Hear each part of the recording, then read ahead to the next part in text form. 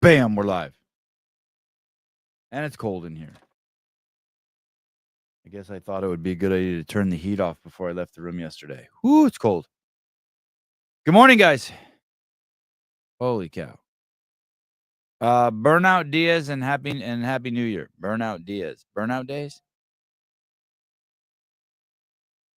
Tell you what, I went to bed way too late. Hey, good morning.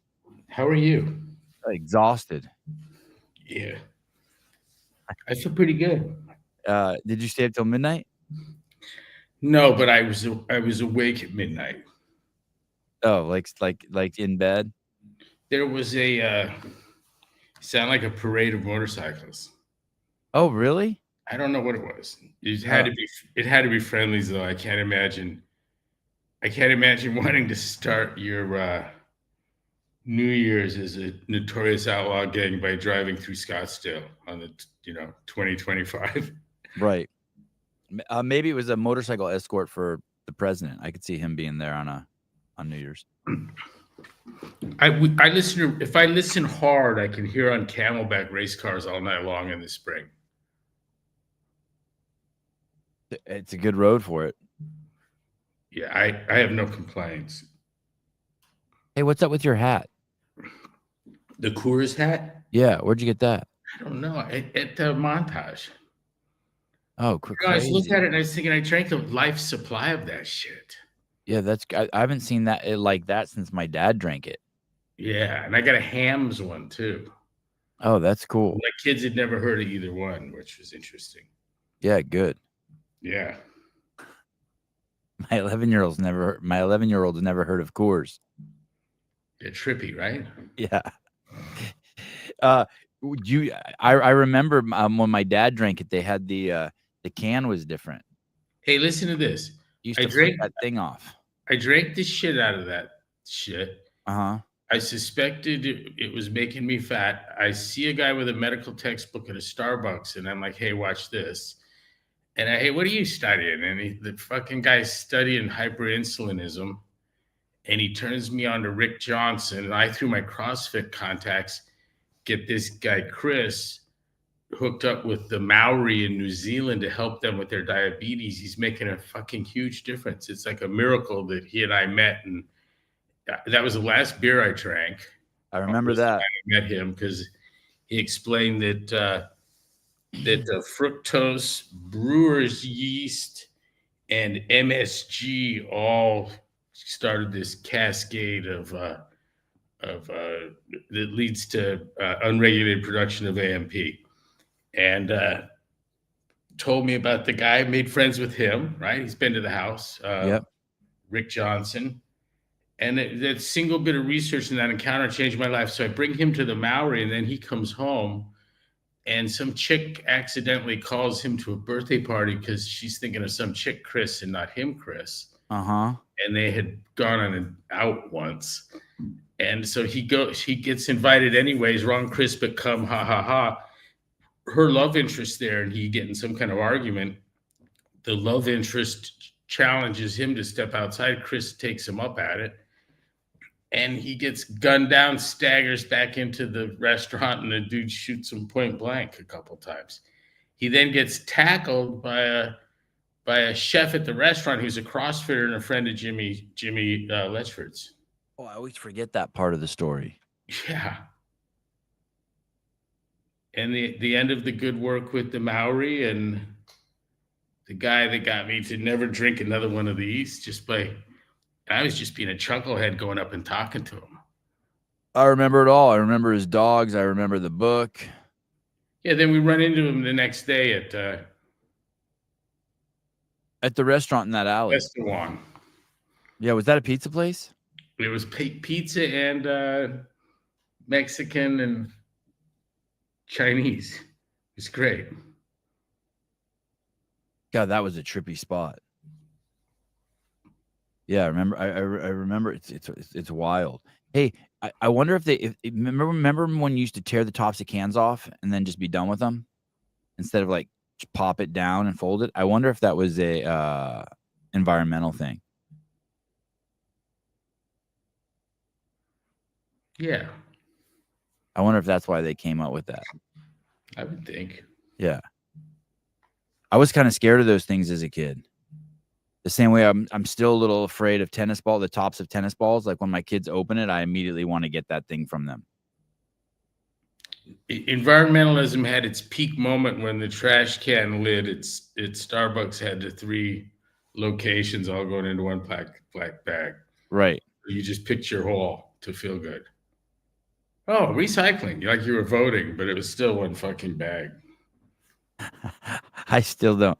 What are the 3? There's landfill, recycle, and is there another? What's that third one? I don't remember. Trash or something. I don't remember. I just played a video on this show recently where it showed they put GPS into 5 recycling trucks in 5 different like garbage places. None of them recycled the plastic. None. Dude, we were paying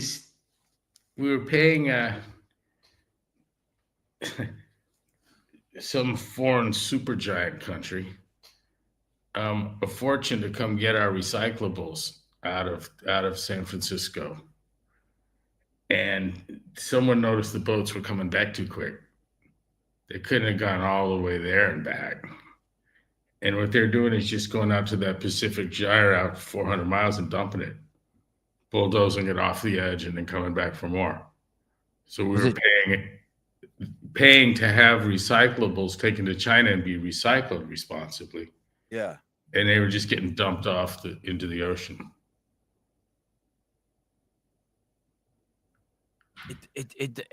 God, is this any different than California shutting down power plants? And my lovely Arizona is building an empire out here. We got cranes everywhere building because of the electricity that we buy from you cheap during the day when your windmills and your magic sunbeam collectors are working. Yeah. And then it gets dark. You can't keep the fucking lights on, and we sell it from our nuclear power plant. Expensive. It's just expensive electricity. You're spending a lot of. I sound like Trump. You're spending a lot of money to be green. A shit ton of money to be green. Enough to allow Arizona to bring the Taiwanese semiconductor industry to Arizona, and no one really notices. But anyone that sells cement sure does. Anyone that's trying to pour cement for a house, yeah, sure knows what's going on with the semiconductor industry in Arizona. Because they're consuming they're causing a shortage of fucking crazy amounts, and they're building cities around these things because of all the jobs they're creating. Because they're gonna start building semiconductors here when parts elsewhere become impossible. And the deepest pockets you can imagine are building these things and gonna lease them to Taiwan Semiconductor and others. It looks like a move to bring the whole industry to Arizona. They're gonna need a lot of brain power for that, right? Yeah, these houses, there's nothing wrong with them. I mean, like, new school, new house, new pools, new rec center. I've lived in worse. Yeah, they're doing what happened in Austin. I used to look at Orange County and just the soulless metropolis of every fucking home looks like another Tuscan home, right? Mm-hmm. And it's an easy thing to look down on, but like my family came from shitting in a hole in the ground and using kerosene lights to that.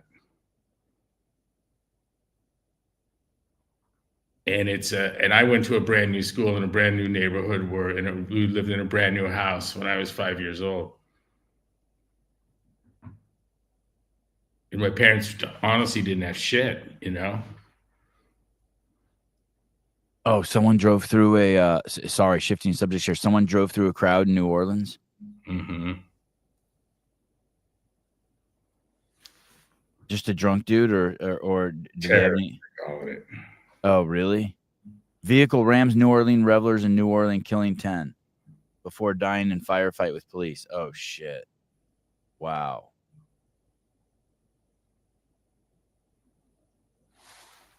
The driver of the vehicle was killed in a firefight with police following the attack around 3:15 a.m. Wednesday along Bourbon Street.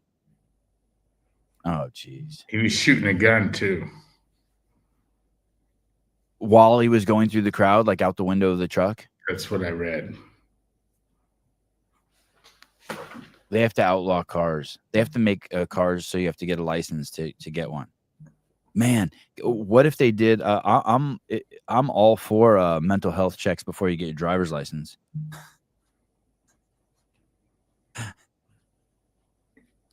Dude, I'm giving in. I'm a Waymo guy. Hey, someone told me yesterday that they went and visited some friends last week in you know these people. They visited some friends who just moved to Tampa and they got a brand new Tesla. And they said you can get in it. They got in their Tesla, punched in a location, and the Tesla drives there. You don't have to do anything. It does everything. I didn't know Teslas were doing that. Is this Joe and Mrs.? Yes. They were telling me that all you have to do is sit in the car and keep your head like this. If your eyes closed, the car pulls over.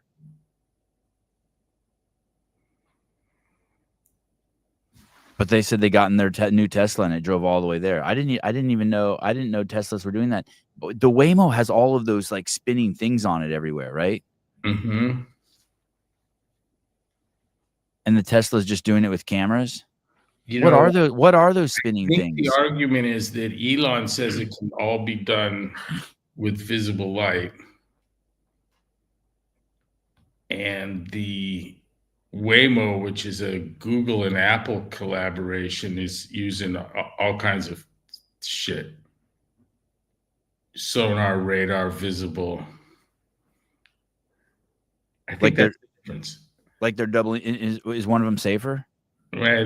They're gonna mix them.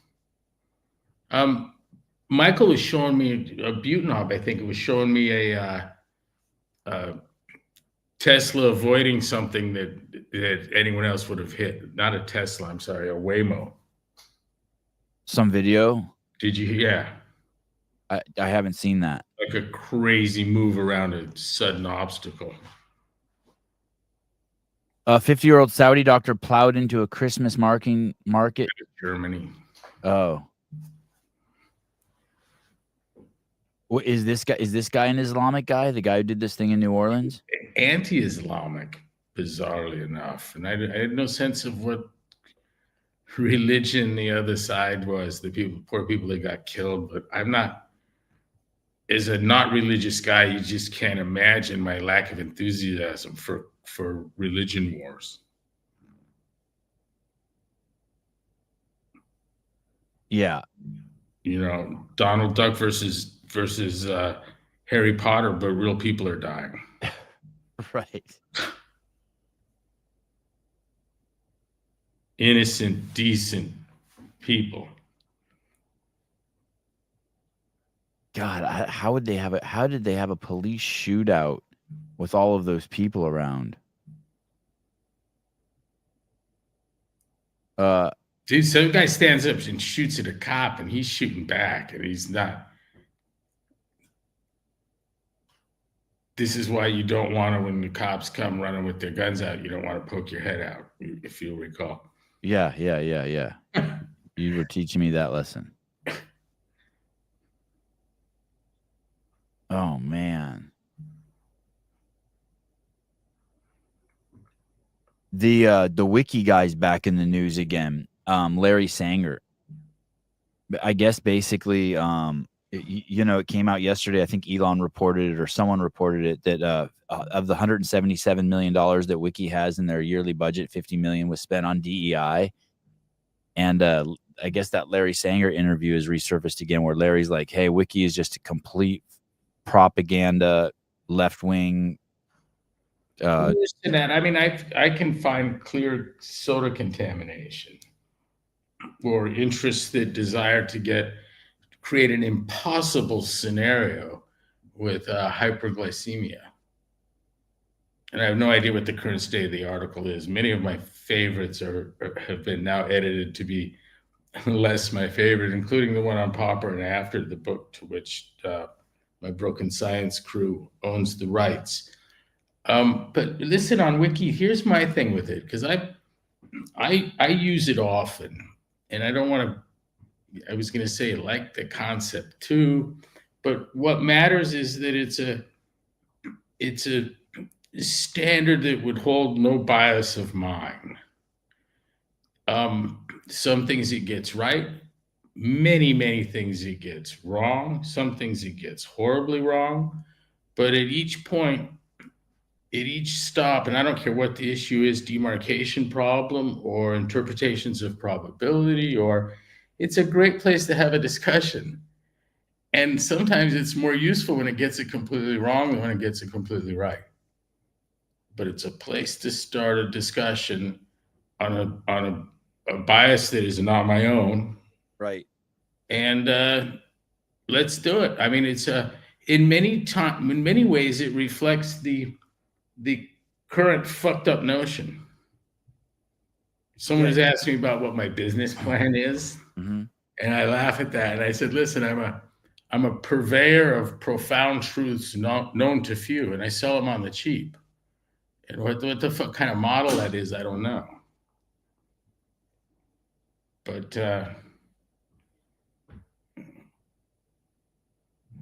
I love the current era. It's exciting what we're going through. Like January 6th, like if you read any articles on Wiki about January 6th, it's not like, hey, there was a rally and it went there and there's a debate on whether it's an insurrection or not. It says it's more like it's an insurrection and then there's a bunch of people who are insurrection denialists or whatever. You know what I mean? It's not like, hey, here's the facts. You assess yourself. You know what I mean? There's no. It's just coming at you with the fucking left-wing premises everywhere. We went through mostly peaceful protests. Yeah. Where what was the body count on that? I don't know, but $1 billion in burned down small businesses in Ferguson alone. But yeah, none of those minority owned, right? No, a lot of them minority. Mostly, yeah.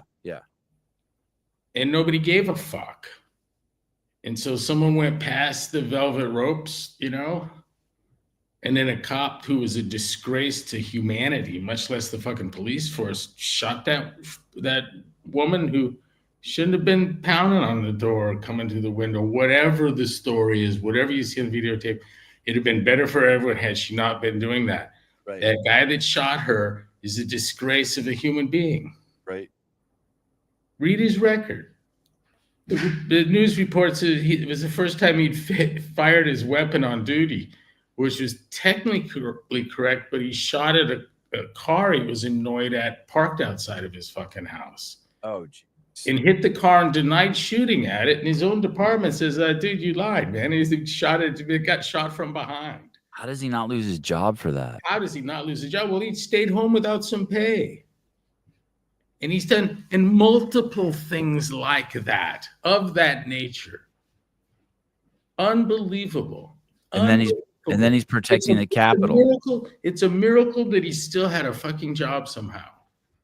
And with some bizarre payments to him, too. And this is what, vast right-wing conspiracy? No, not really. Matter of public record. And he's the one that shoots Ashley Babbitt. Him being there was worse than what she was doing. And you know what else? It's a fucking building.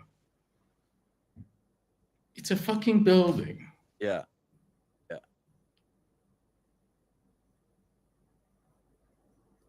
I don't want to do like the Russians did. The Russians killed everyone in the building, hostages and alike, gassed the whole lot. And my dad said that we didn't realize that the hostage was the building, not the people inside. These guys would blow up the building. So you gas everyone in it, walk through, shoot the bad guys that aren't dead yet, and then vent the room. Are you drinking coffee?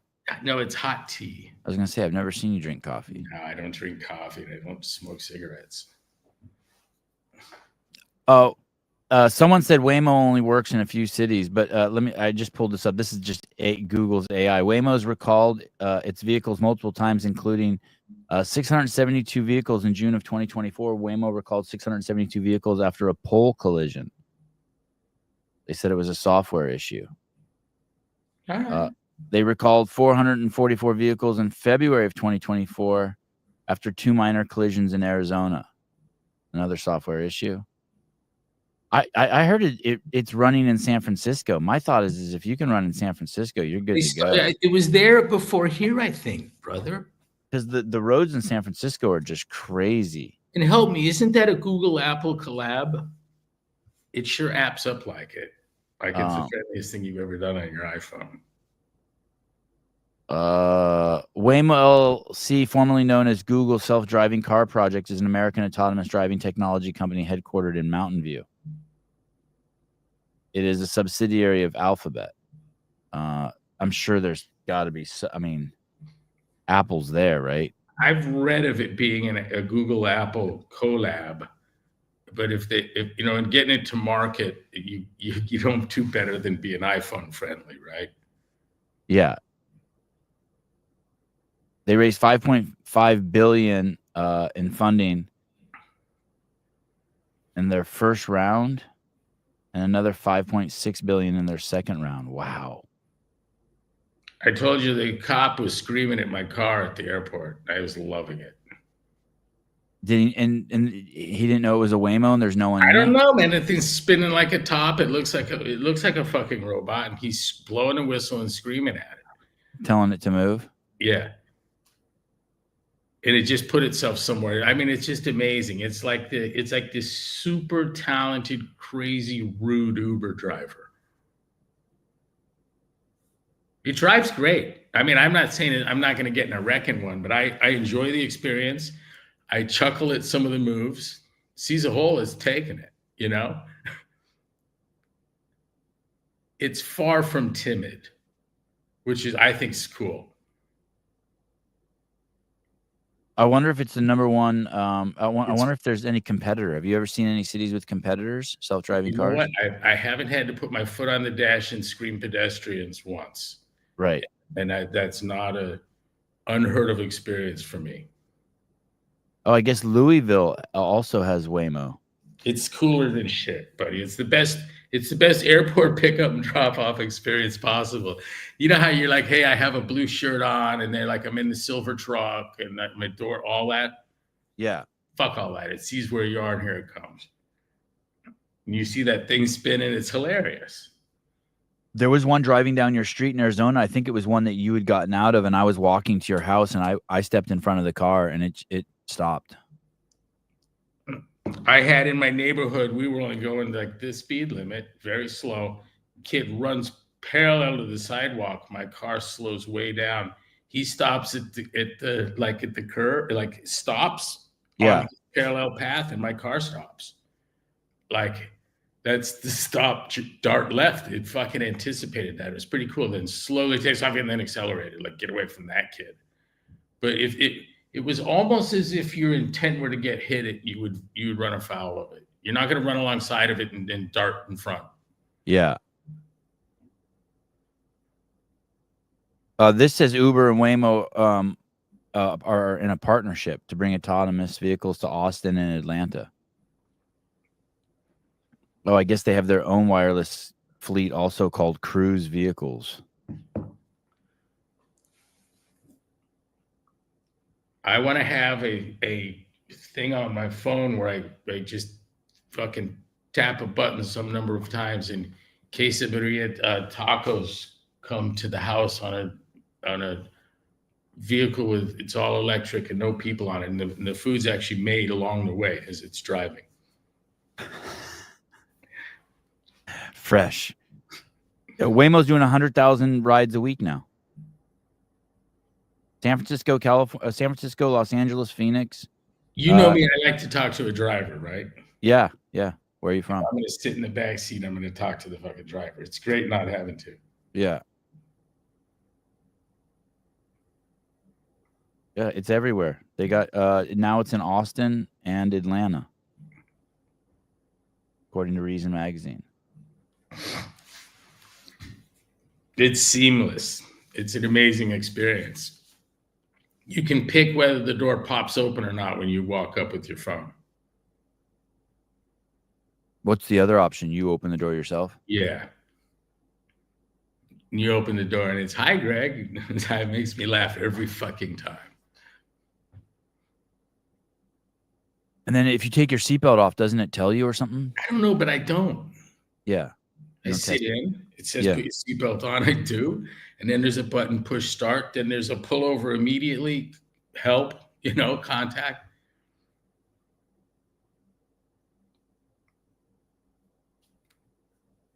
And I've seen it do some unusual things. I mean, I had a like a weird little ride one time, but I enjoyed it.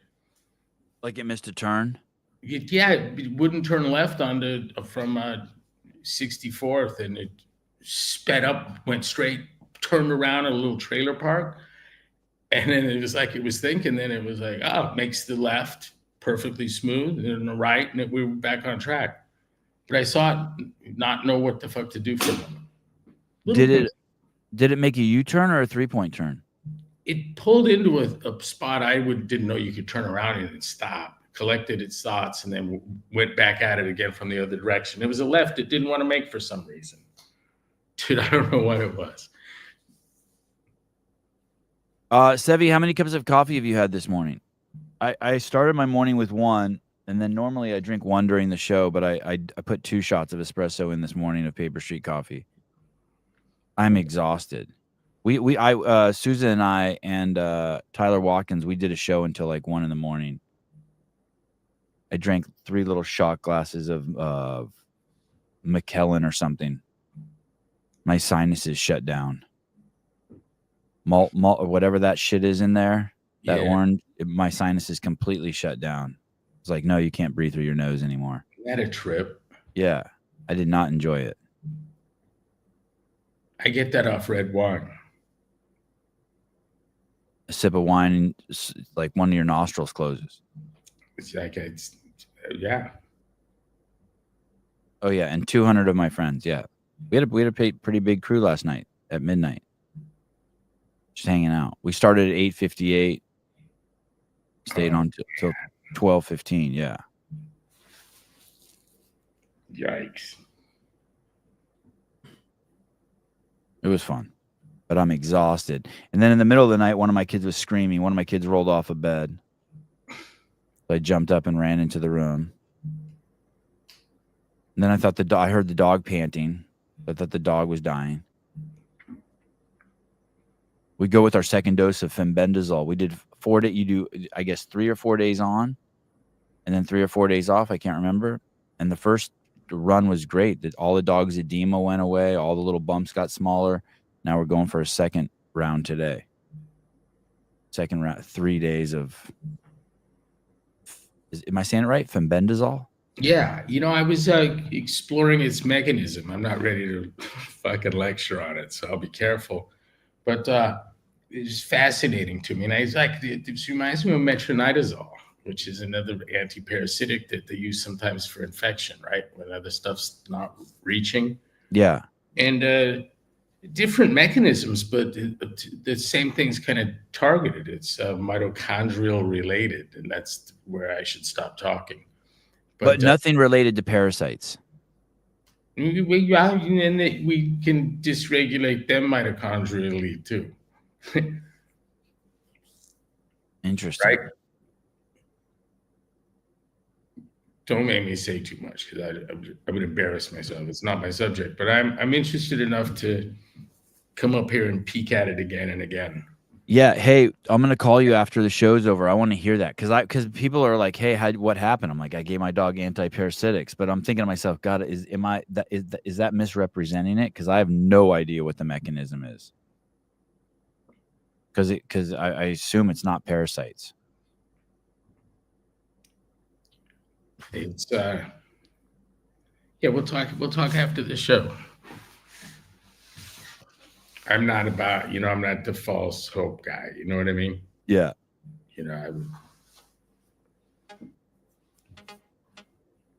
Maybe I'm back up in the office. You see that? Maybe this is a mitochondrial expert. Oh yeah, I do see it. Yeah, sure. There's a mitochondrial expert will show up. Hold on 1 second, guys. Hold on. Let me pull it used to be that world for me. Mitochondrial experts? Now we could put out words subtly as to what talents we needed, and they were there in abundance. Russ Green referred to as a school of overachievers. Type A, yawned. Yeah, It was yeah, true. yeah. Sevi, your assumption is wrong. Oh, good. Caller. I want to bring you in, caller. I don't know the phone. Oh, hold on. I want to bring you in, caller. I'm trying. Technology.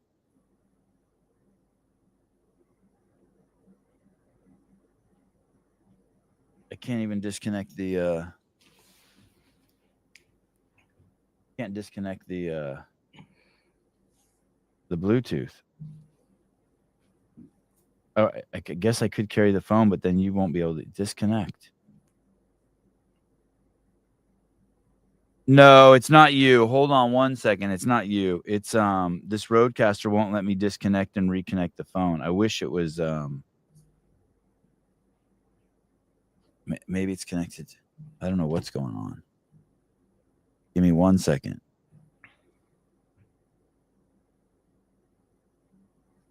Hello, how about now?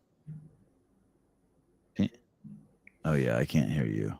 Okay, I'll hold the phone up. Actually, I'm going to turn my hold on 1 second. Oh, I'm going to turn off my Roadcaster. Can you hear me now, Greg? I can. You can hear me? Oh, great, because I can't hear you. Oh, that's kind of nice. Yeah, I can't hear Greg. I can't hear you.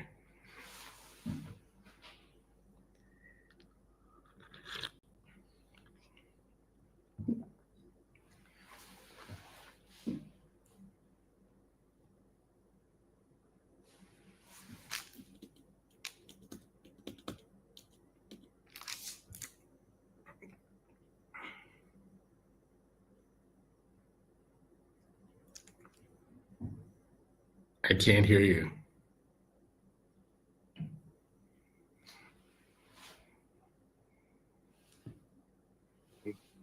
He can hear you. Go ahead. Greg can hear you now. Yes. Can you hear me now? Yes. You can hear him, Greg? I can hear him now. Oh, I can't hear Greg now. I lost Greg. Jesus Christ. Neither can I. How did that happen? I hear you, though. Oh, you can hear us? I lost Greg and all that? We got the caller, but we lost Greg? That's not a good trade. No. Oh, my goodness. That's my question for Greg. Hey, Greg, will you log out and recheck your link? Yeah.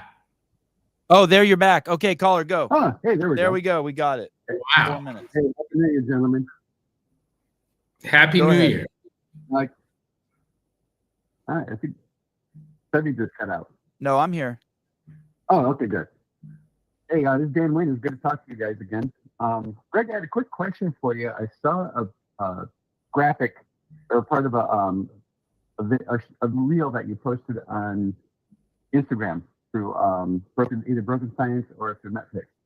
And I noticed a slight change in that description of nutrition, where it used to say some fruit, little starch, no sugar, and now it says little fruit, some starch, no sugar. Yeah, the approach. that happened while I was at the helm, and I think we even put an entry on it.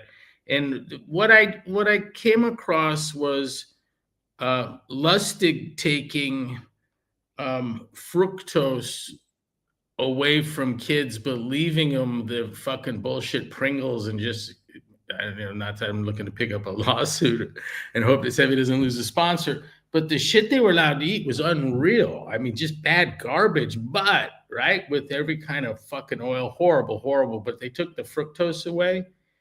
And there were cardiac markers that he was interested in that I hadn't even heard of. I mean, he was really impressed. I was too. And I had to put the fructose above the starches as a risk. And I mean, so God, no berries. No, I'm not saying that. But grandma's sweet cornbread is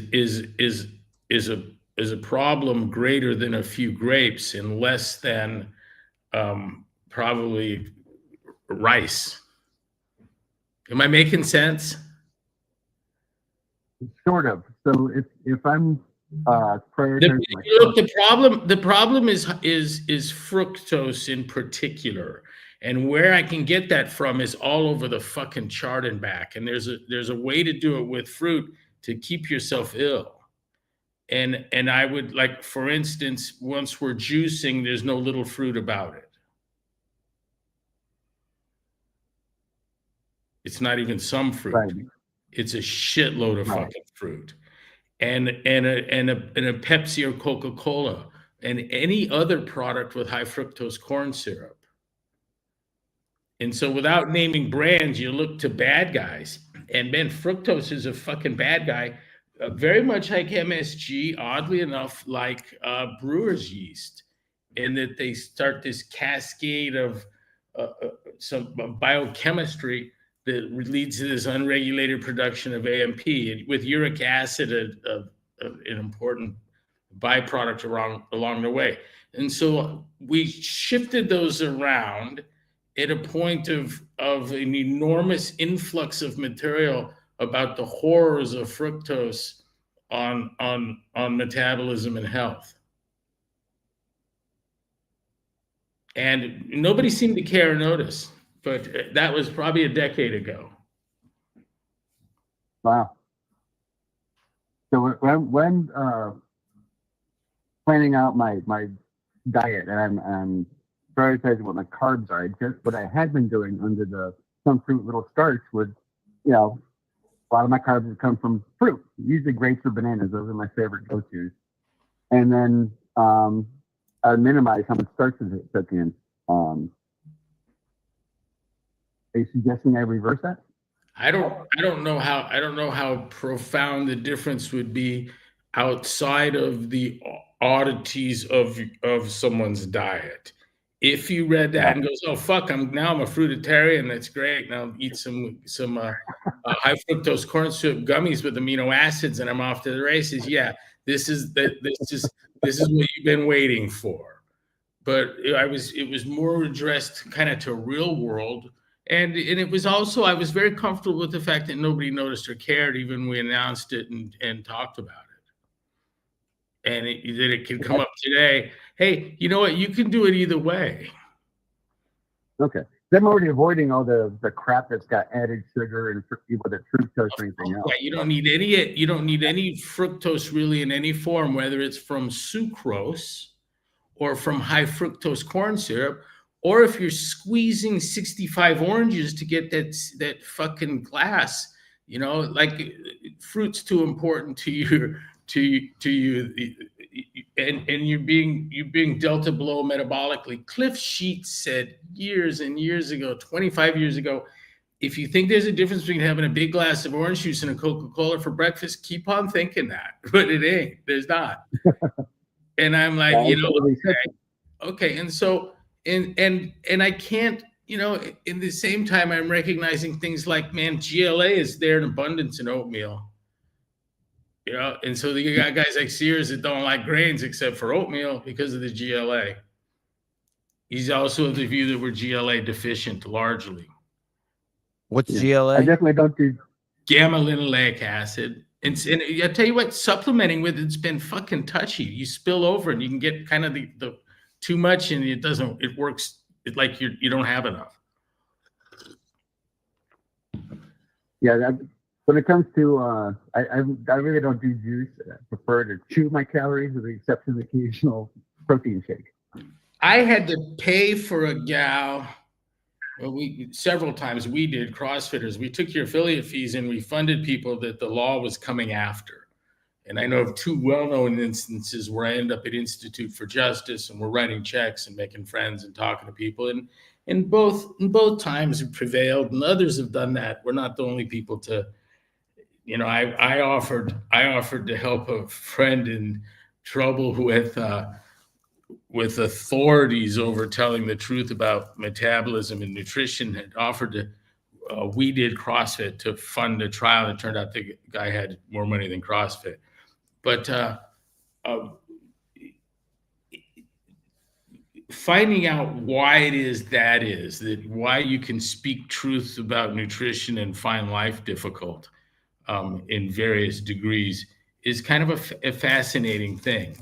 And for me, chasing down broken science, I feel like I'm doing cancer research and nutrition research a favor. I think I'm doing anyone a favor that has any honest interest in those subjects. I appreciate you picking up the good fight. You know what? Thank you very much, and for that. That's kind, but I mean, truly, I can do anything, and that's what I'm doing. And I would do it if I had nothing. And it's more fun having everything doing it than having nothing and doing it. That's for sure.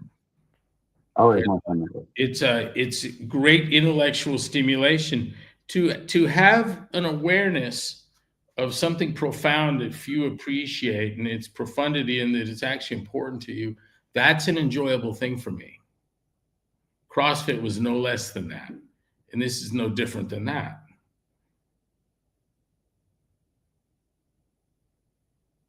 All right, gentlemen, have a great day. Hey, Happy New Year. Thank you. Happy New Year. Thanks for being patient with the phone. Eaton Beaver donation, $1.99 for new phone system in 2025. I think this is the best there is. I wish for the scale of this podcast. Misfit Jim, appreciate these weekly conversations. Thank you, Sevon and Greg. Can't wait for the MetFix and BSI seminars this year. Stoked for the future. Misfit Jim Wyndham.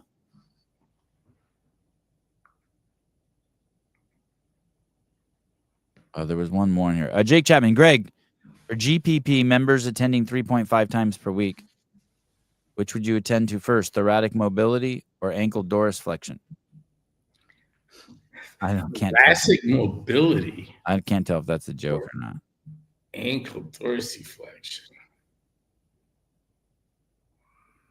And who attends 3.5 times per week? I think the reference is sexual. Oh.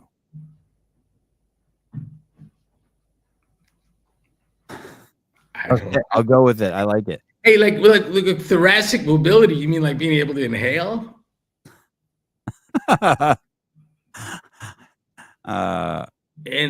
ankle dorsiflexion, so like be able to touch my toes without ripping my calf muscle, or inhale. I think I'm gonna go with inhale. Jake has a follow-up statement that's fascinating in itself. It's like going down on a woman when you have a 12-inch penis. I would love to know. I see. Now I understand.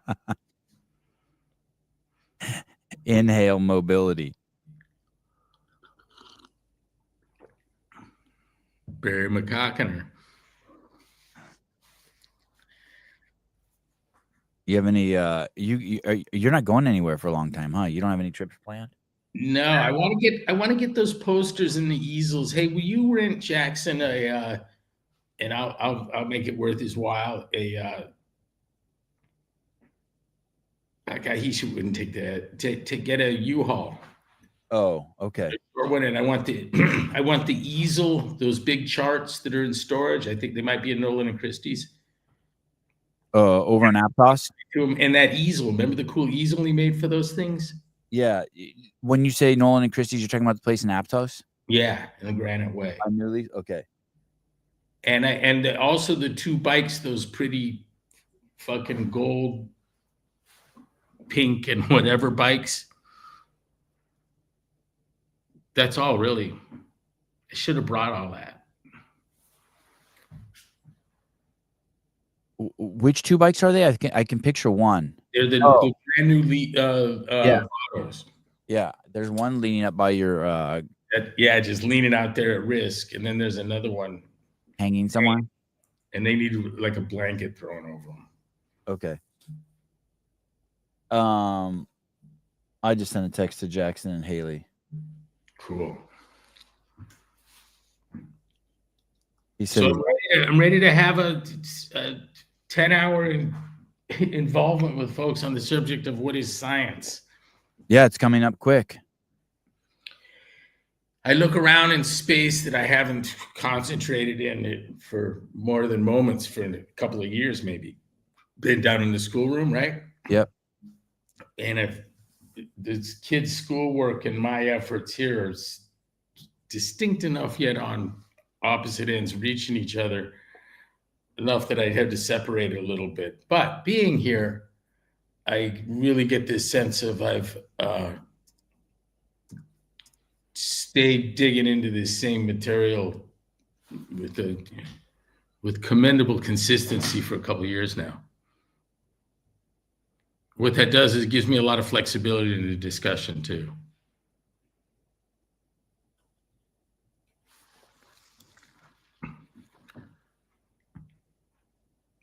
Broken science. What an amazing thing that there's so much effort in meta-science and concerns for replication crisis and lots and lots of clucking and flapping involvement, and nowhere a strong definition of science. They don't have to be right or wrong, because there's no such thing. Thank God for people that make shitty definitions, but they're useful or not, consistent or not, and give you leverage towards understanding or not. It's all baked into their utility. We can look at a line and call it any fucking thing we want, right? Yeah. I can remember you talking about that with Mulvaney, 10 years ago. What is science? It was something that the old man published for us. I mean, the CrossFit weighed in on this. We had a weekend event over it in 2009. Was that in San Francisco? No, it was in Austin at the university. It's trippy. And it is also a certain amount of enjoyment to attempt to bring to the lay public something that people much smarter than I am couldn't make happen. I may be more like Taylor Swift than I realize. You're exactly like her. It's just whether the public's going to realize that. Kristen Kettler, Happy New Year to two of my favorite dudes. Excited to see what Metfix has in store for 2025. Hopefully my gym gets into the next batch of affiliates. Yeah, we're gonna turn that spigot, is my sense of it. It'd be my hope. There's nothing, the exclusivity comes in the quality of understanding that has you recognizing that what you're doing in the gym are actually the independent variables that control dependent variables known as blood pressure, triglycerides, A1C. From there, it gets boring, and why people are dying, etc. That there's an elegance in that that's fucking deeply profound, and the ones that are engaged in that practice have no allies institutionally. Crazy thing, but it's true. Because maybe outside of Metfix. Because I mean, and where Metfix is, and I'm there because that's a profound reality that's ignored institutionally. Yeah, but why don't you think they have any allies? I'm sorry? Why don't you think they have any allies there? I'm not sure how you make money off it. Right. You're not going to get a sponsor. I mean, you get the guys that make cookies without sugar, but you're definitely not going to get a sponsor after making fun of the games athletes a few weeks ago. That's what the internet is saying. Me? Oh. You're desperate for sponsorship. That's a toxic group of dim-witted folks, to the extent that they've organized. Of all the things to organize, they're not organized. Oh, I'd love to see it. They're organized like the riot is in Ferguson. They're 3 generations away from being able to have a fucking intelligent conversation. Organize. I've sat at the athletes' tables.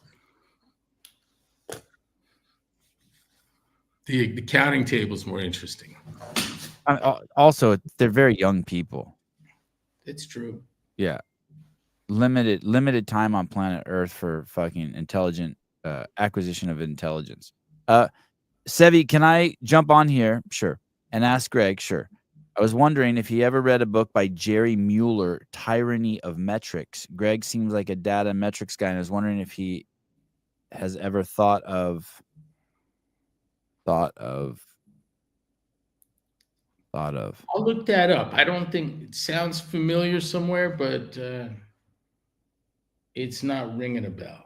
It's a funny title. Yeah,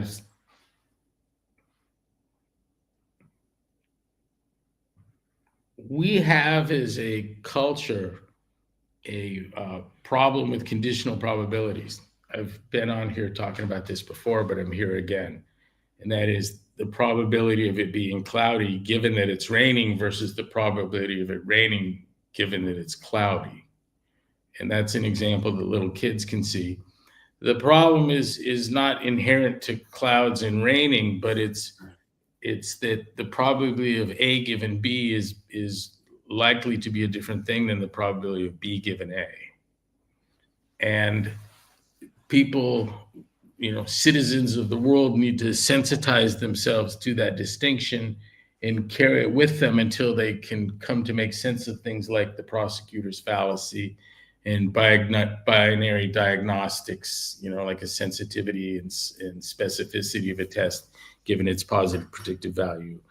Come to a layman's comfort with Bayes and Bayesian concepts and Bayes' theorem. It requires this simplest twist of mathematics ever. You have to multiply both sides of an equation by its denominator to make the denominator go away. That's what you have to be able to do. And that's something that anyone can be taught to do, but the underpinning logic needs to sit and plant itself in your brain and make you sensitive to this distinction. And then at some point you end up immune to p-values.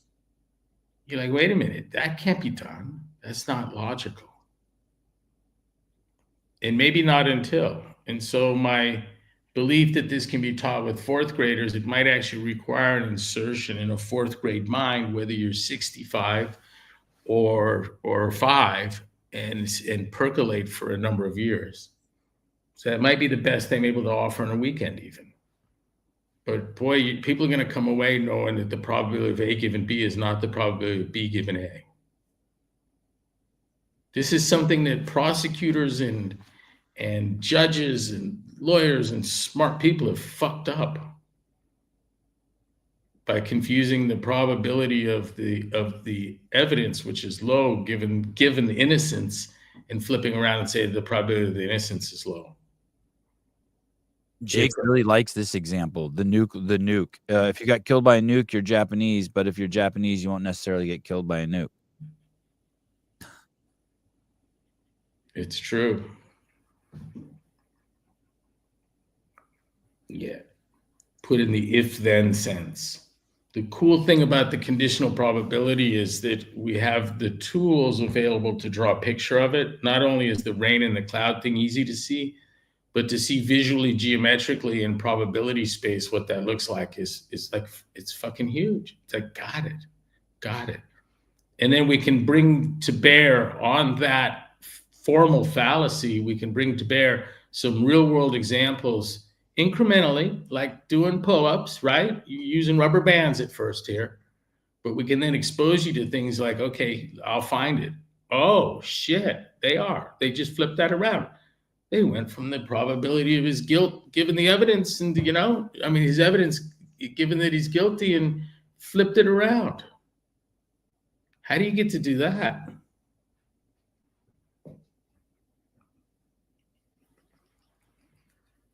The people in the world of philosophy and thinking that are willing to do deep dives on utter bullshit and explain it so that there's no longer a chance for someone thinking to absorb that. We owe them a great deal. The powerful debunkers. David Stove is one. From what I can tell, he gave a lifetime to it. And it makes him, for me, one of the greatest philosophers of the English language. Rank him above Hume, because he gave his life to undoing the legacy that Hume left. Wading into other people's bullshit or miscalculations and unfucking them. Stove says that the problem with with unfucking someone's thinking, my word's not his, but I'm relating to our New Year's Day audience here. The problem lies in that their thinking goes astray from a premise that they have no idea is even a premise. And so there's something that causes them to start with their starting points and reason to this endpoint that's a nightmare, and you have to work back and figure out where it is. And he does that for Popper, Kuhn, Lakatos, and Feyerabend. Does a handsome job of it, and along the way helps David Hume out. Let me take you back here really quick. So this is Greg. Seems like data and metrics guy, and was wondering if he has ever thought of the implications of totalitarian measures through data and metrics. Implications of totalitarian measures through data and metrics. Does it mean like manipulation? I don't have the AI fears that some people have, and not in a sense they do.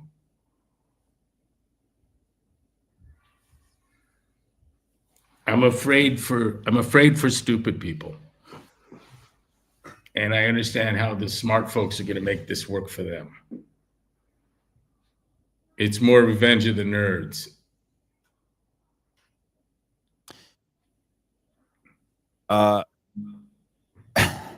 That's good.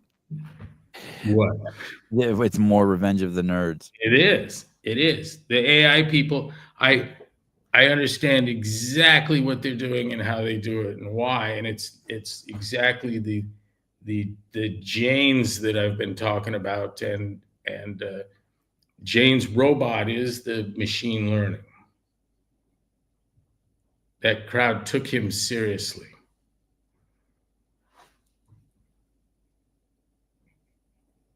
There's a philosophical perversion that's come out of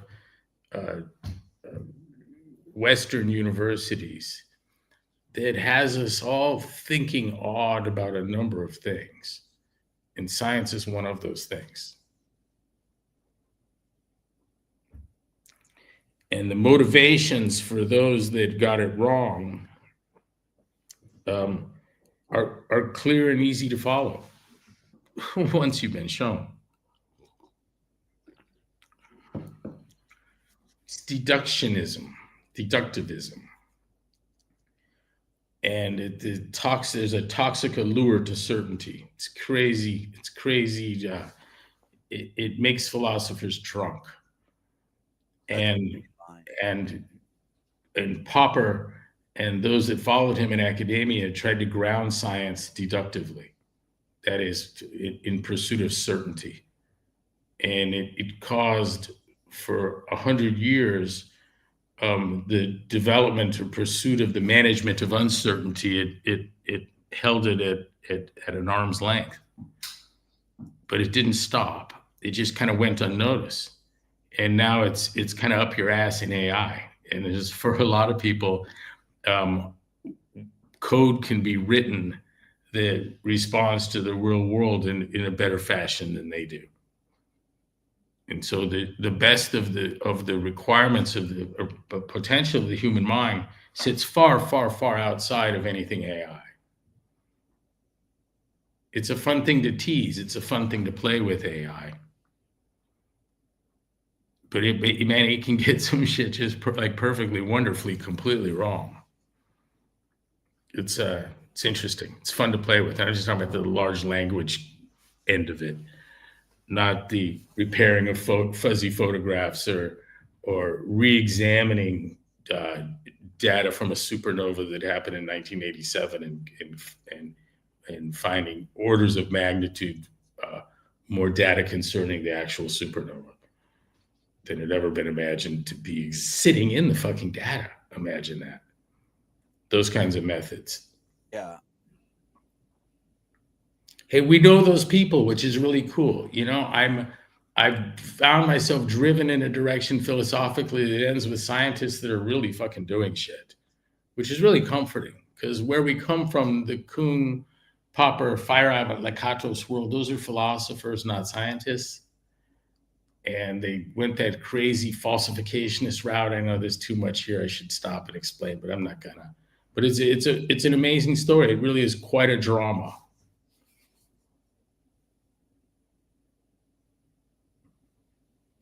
If I could do anything with this project, it would maybe be to sharpen and harden and enlarge the resistance to the next attempt at herd management as public health, as medicine, as science.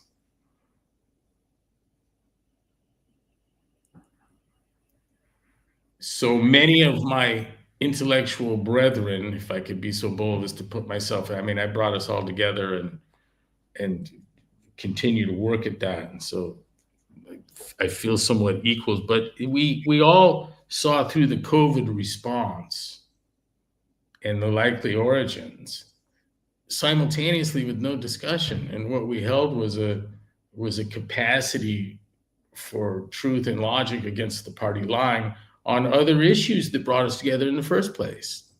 And so, of course, this was easy to see. And yet for slightly different factual, like, I'd listen to them and I'm like, yeah, okay, of course, that makes sense to me. I didn't know that.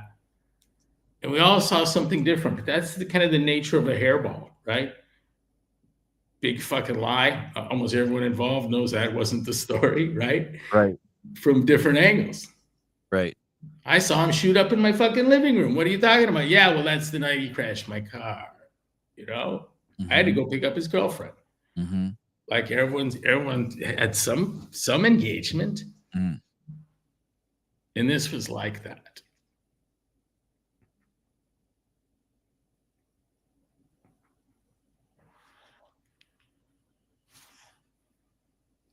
There's this is a hard turn.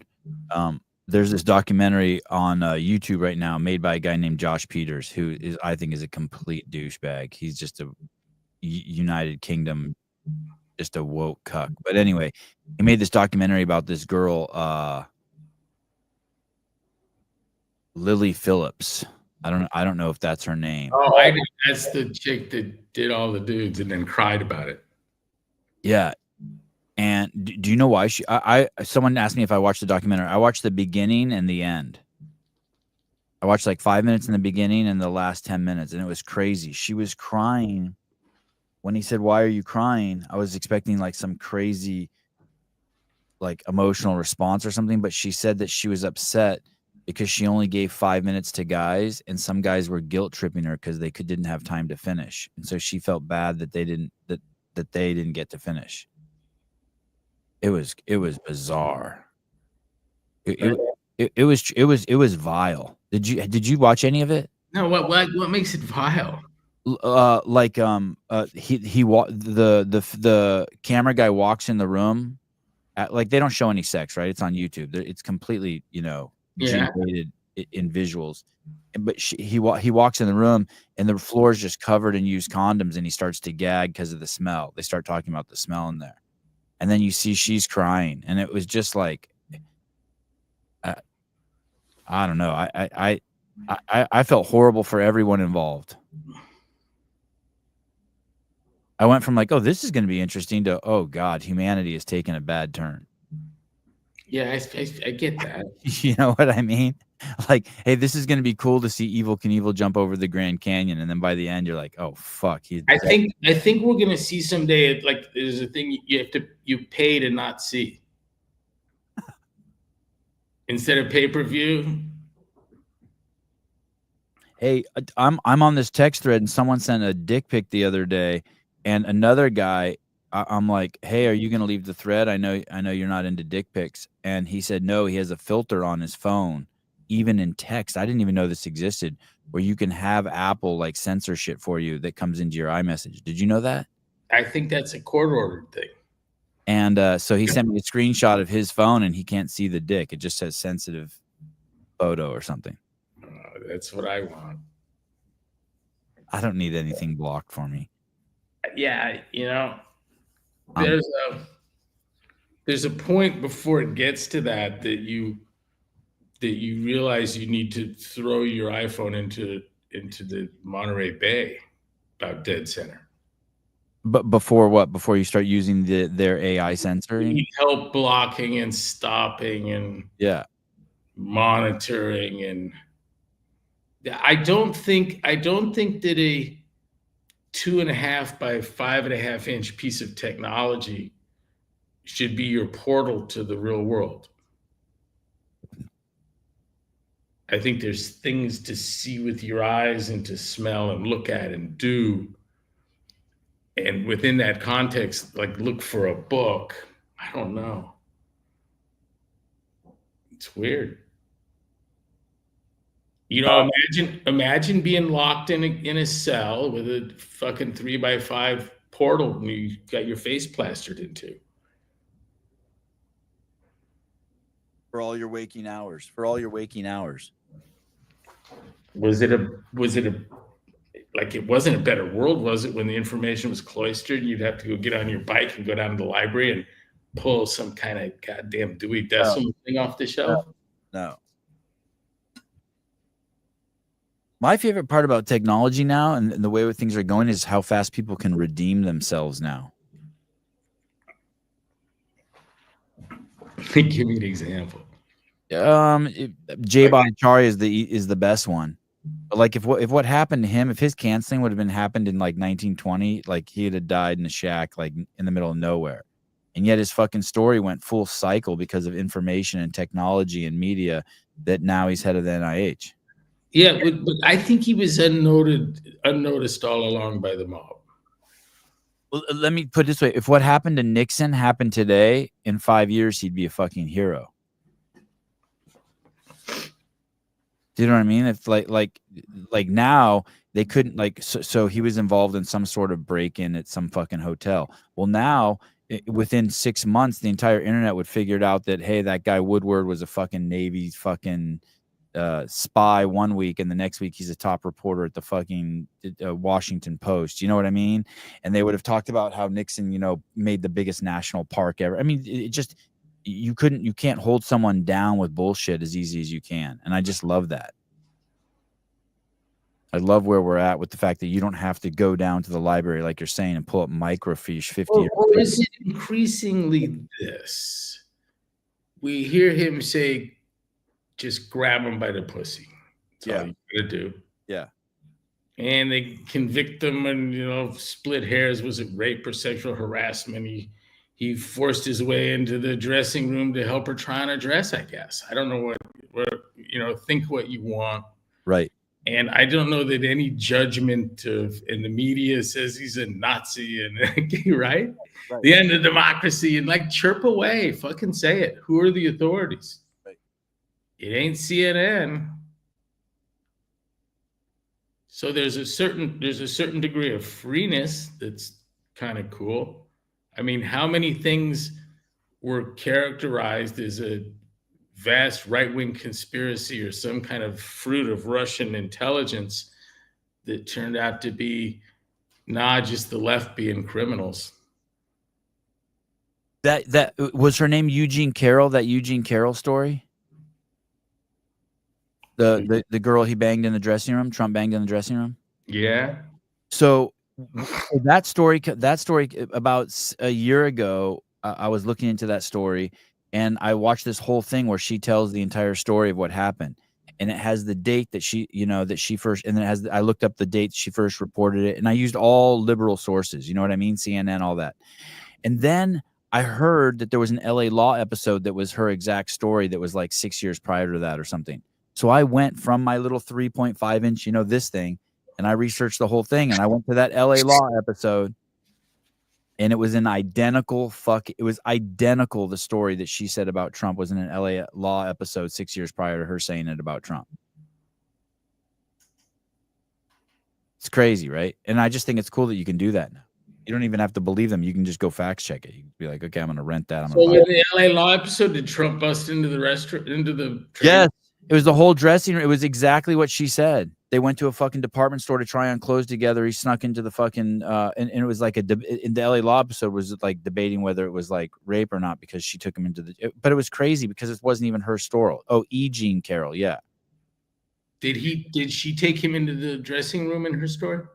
The way I remember it is like he said this is I think he claims he never even took her shopping, but she claims that he offered to take her shopping and they went shopping and they were in a department store and he came into the dressing room while she was trying clothes on and pushed her up against the wall and put the tip in her. Jeez. And now she talks to rocks. Paints rocks in her backyard and talks to him. Does she? Yeah. Yeah. There's a whole yeah, she's wild. I get that.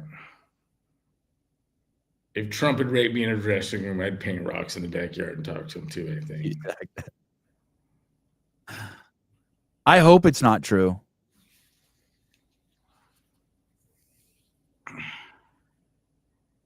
Pat Lang, he didn't rape her, he just grabbed her by the pussy. No biggie, locker room talk. I think he's being facetious. Yeah, she's Looney Tunes for sure. She's crazy. They shouldn't let her on TV anymore. She's not helping her cause. If I knew for a fact it happened,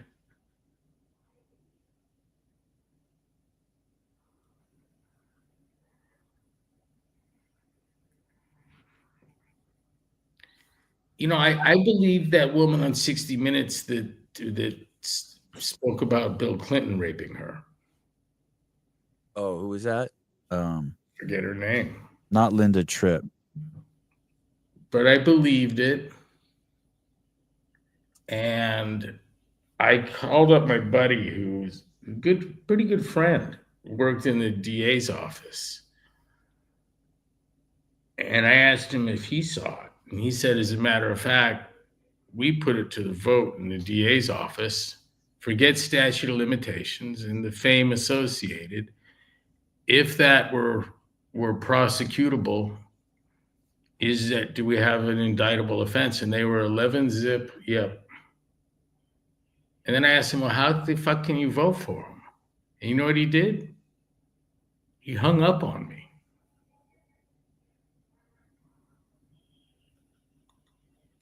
Wow. Like, hey, I'm not talking about that. We never spoke again. I knew the whole family. Knew him well. Wow. Paula Jones, is that her? No.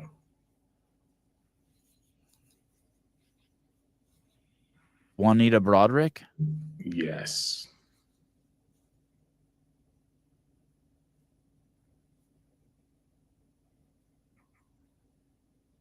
Ken Starr declined to further investigate the issue and mentioned it only in a footnote in his final report.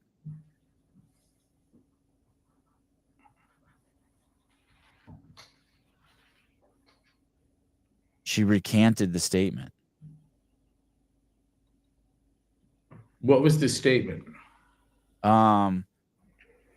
Broderick filed an affidavit with Paula Jones' lawyer stating there were unfounded rumors and stories circulating that Mr. Clinton had made unwelcome sexual advances toward me in the late 70s. These allegations are untrue. Wait, what is let me see. An American former nursing home administrator alleged that she was raped by U.S. President Bill Clinton on April 25th, 1978, when he was Attorney General of Arkansas. Clinton declined to comment on the issue. It's interesting. They don't use a picture of her. Oh, shit. She's 82 now. Yeah, I don't think I'm remembering that name in a different context. Okay. She was a campaign worker, I think, on a governor's campaign. Is that right? And she'd said something at the time, reported it initially.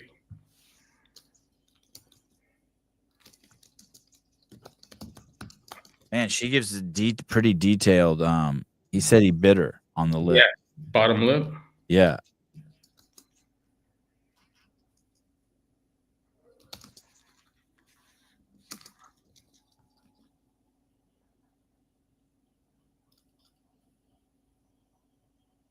You better get some ice on that.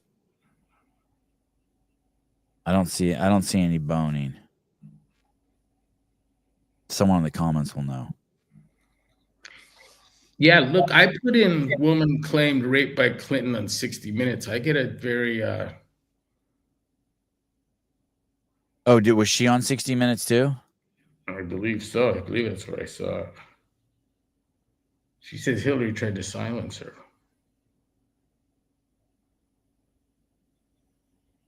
Oh yeah, you can't. I mean, that's a good wife.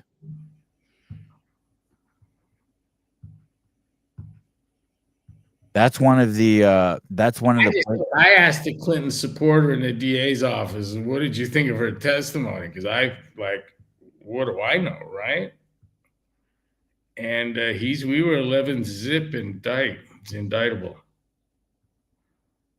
And so I'm like, then how the fuck do you vote for him? Click. Yeah.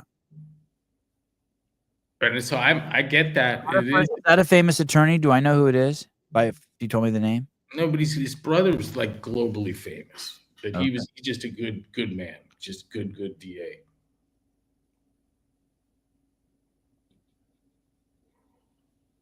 And he thought Clinton a rapist and voted for him, apparently, or didn't, and then couldn't talk to me again. I don't know which it was or what it was.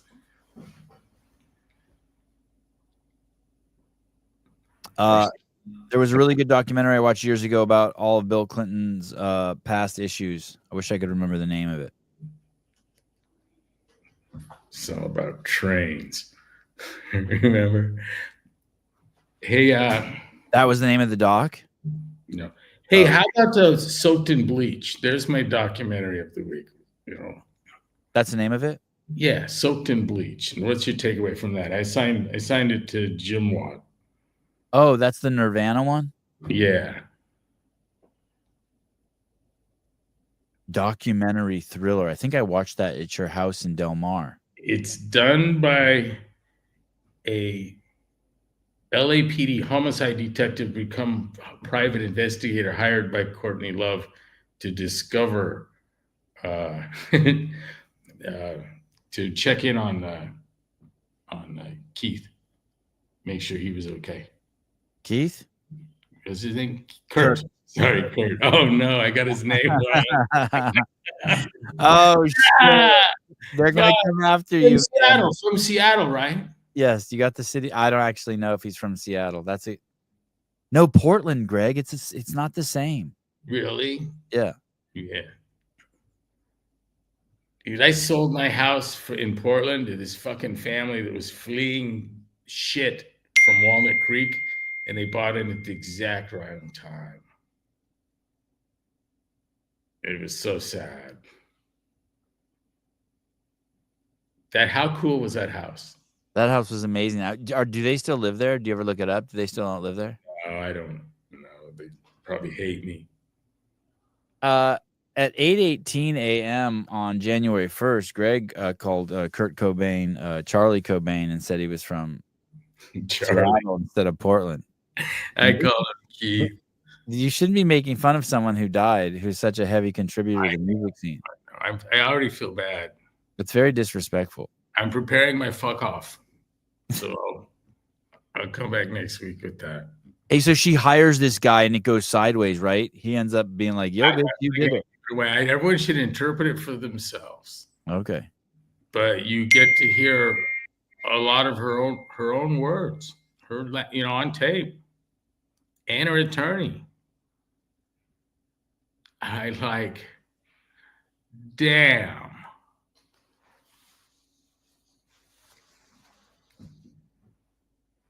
I wonder what happened to her. Nothing. It's great. She's a billionaire. Oh, she is? She's filthy rich? She's got the rights. Nirvana's hers. Wow. Crazy. Were they married? Yeah, huh? Yep. You just watch the thing. You're not going to scroll through Wikipedia and get shit. You got to watch this thing and you judge for yourself. You get to hear her on tape. He says, nope, the daughter has it. I read the book about Cobain. Weird that he had a bad childhood. No, I don't know. Yeah, that's funny. I don't. Who would have thought that? Who owns Nirvana rights? Is it the daughter and she's the executor? That's owned by a number of parties. The widow of Kurt Cobain, Love, is primary beneficiary of his estate and owns more than 98% of the band's publishing rights. Holy shit. Yeah. Yeah. Holy shit.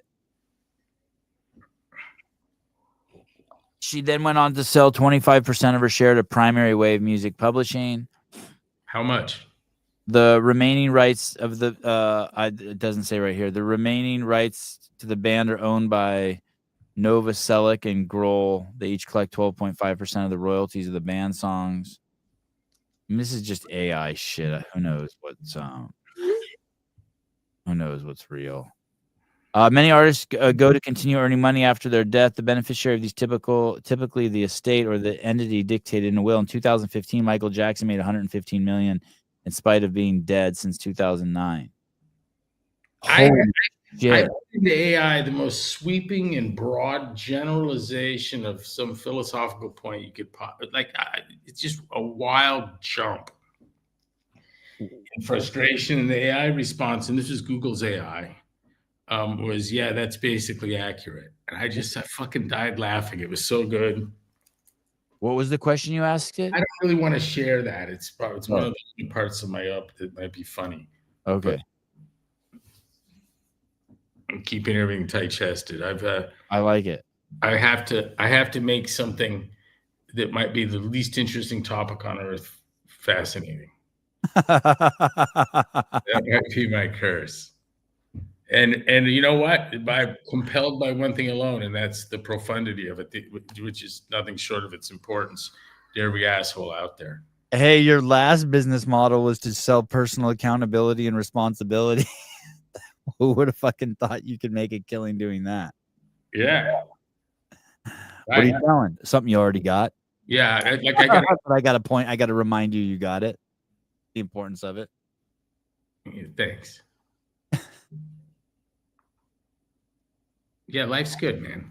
Now I'm going to breakfast. All right, good. I'm going back to sleep.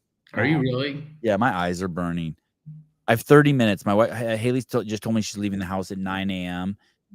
So I have 30 minutes. Just a power nap. You know what I mean? Go inside. I'll put an eye pillow on. It's called re-racking. That's what it's called? Yeah, it's all healthy. I just hear rack and I think boobs. It's good. I like that. All right. Thank you. And I'll be in touch with you within a few hours today. I'll be nothing but here. All right, dude. Love you. Thanks for coming on. Bye. Damn. Greg single-handedly carried the show today. Holy shit. Can we call in? Yeah, no. Not yes, but no. But yes. Hello, Mr. Noodles.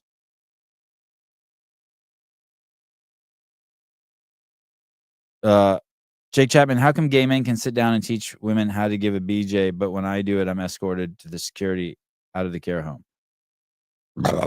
Excuse me. Take a few gummies. I only have okay later for sure. Fine. I only take creatine gummies. Okay. Bye. See you guys later. No, dude. Like my head's doing that wah wah wah thing because I haven't slept enough. I think we got Gracie Walton coming on the show soon. I wonder if that's tomorrow. No. Oh, you know who we have coming on tomorrow? Julian Alcaraz from Street Parking. Oh. Can we get StreamYard set up with a bunch of shows? Oh, tomorrow's going to be fun. I don't think I've ever had Julian on by himself.